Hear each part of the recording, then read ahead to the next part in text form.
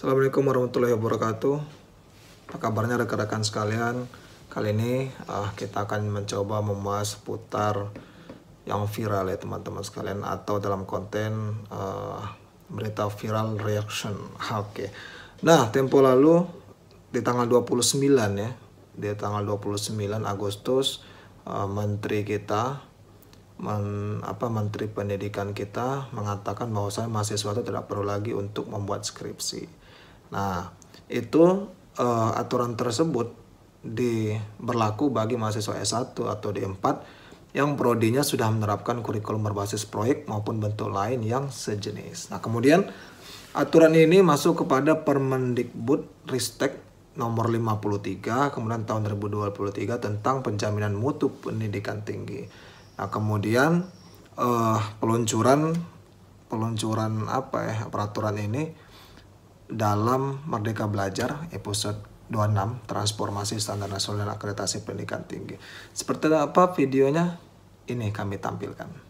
Penyederhanaan standar kompetensi lulusan. Ini salah satu yang paling game changing Bapak Ibu, ya. Sebelumnya itu kompetensi sikap pengetahuan itu dijabarkan terpisah dan secara rinci, ya. Mahasiswa sarjana terapan itu wajib membuat skripsi. Yang magister pun wajib menerbitkan makalah di jurnal ilmiah terakreditasi, dan dokter wajib menerbitkan makalah di jurnal internasional bereputasi.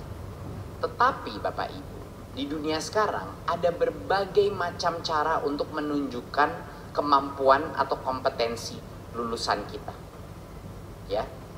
Bahwa Bapak Ibu-ibu di sini sudah mengetahui bahwa ini mulai aneh kebijakan ini.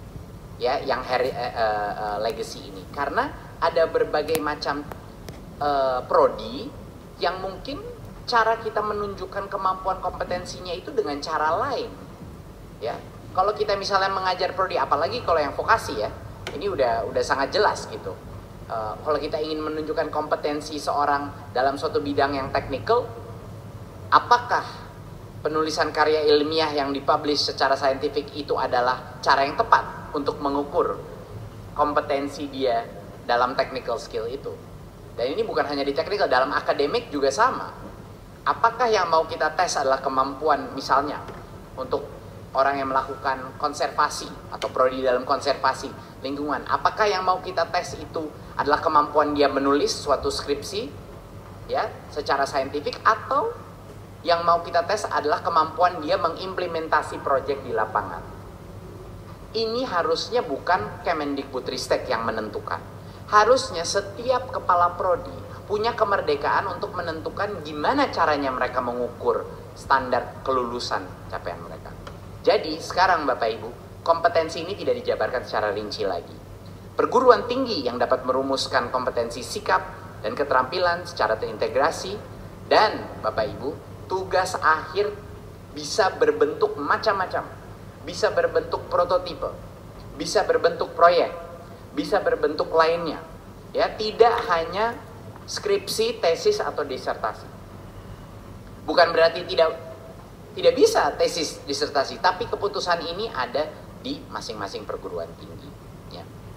Dan jika program ini, tapi misalnya program studi ini sudah menerapkan project based learning di dalam kurikulum mereka, prodi itu bisa opt out. Dia bisa memilih dan mengargu kepada berdebat dengan badan akreditasi untuk bilang, anak-anak saya sudah melalui berbagai macam tes kompetensi di dalam pendidikan dia selama 3-4 tahun.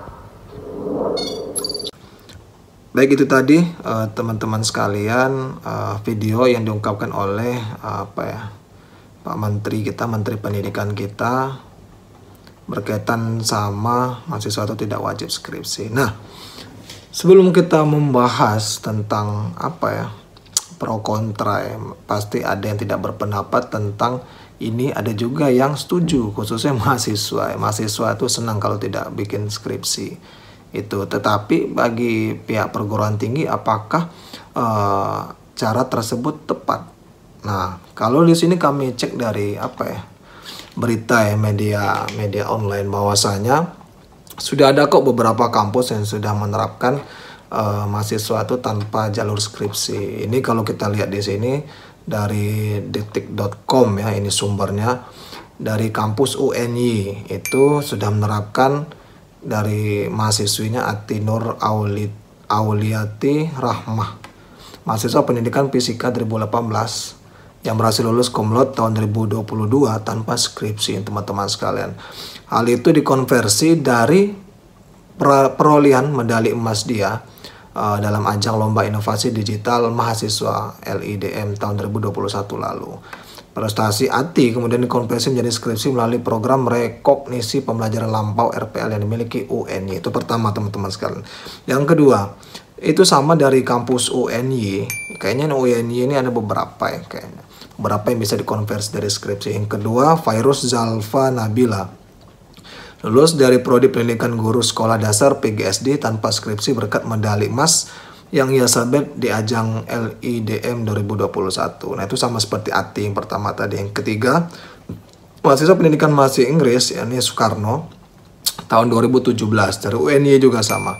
Lulus tanpa skripsi berkat medali emas yang ia raih dalam Pekan Ilmiah Mahasiswa Nasional PIMNAS ke-32 di Bali pada 2019 lalu. Nah, ini PIMNAS merupakan event bergengsi mahasiswa Indonesia. Untuk bisa lulus PIMNAS, mahasiswa harus menjalankan program kreativitas mahasiswa atau PKM yang diselenggarakan oleh Direktorat Jenderal Pendidikan Tinggi Ditjen Dikti Kementerian Pendidikan Kebudayaan Riset dan Teknologi Kemendikbudristek. Nah, itu salah satu. Nah, kemudian dari UNS ya, teman-teman sekalian. Di UNS terdapat aturan berdasarkan Fakultas Rektor UNS nomor 787/27/HK/2019 tentang penghargaan akademik kegiatan penalaran mahasiswa UNS. Bebas ujian skripsi diberikan bagi mahasiswa yang lulus Pekan Ilmiah Nasional, mahasiswa nasional atau PIMNAS, baik finalis maupun medalis. Dengan aturan ini, Rizal Galih Pradana, itu mahasiswa dari UNS, berhasil lulus tahun 2022 dari Prodi Psikologi UNS tanpa skripsi berdasarkan jalur prestasi. Itu salah satu. Ini karena Riza berhasil mengikuti PIMNAS 2 kali, tepatnya tahun 2020 dan 2021. Di tahun 2020, ia berhasil lolos dalam program kreativitas mahasiswa pengabdian masyarakat PKMPM ke PIMNAS. Itu ya, UNS. Kemudian selanjutnya dari Universitas Muhammadiyah Malang, UMM ya.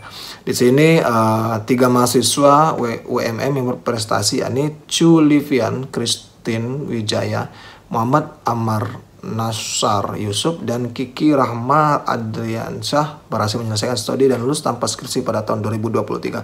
Baru ini, fresh in 2023. Hal itu berkat produksi film berjudul Tidak Mati Aku Tetap Menjadi Milikku Selalu, yang meraih penghargaan Honorable Mention dalam ajang Student World Impact Film Festival SWIFT 2023 di Amerika Serikat. Wow.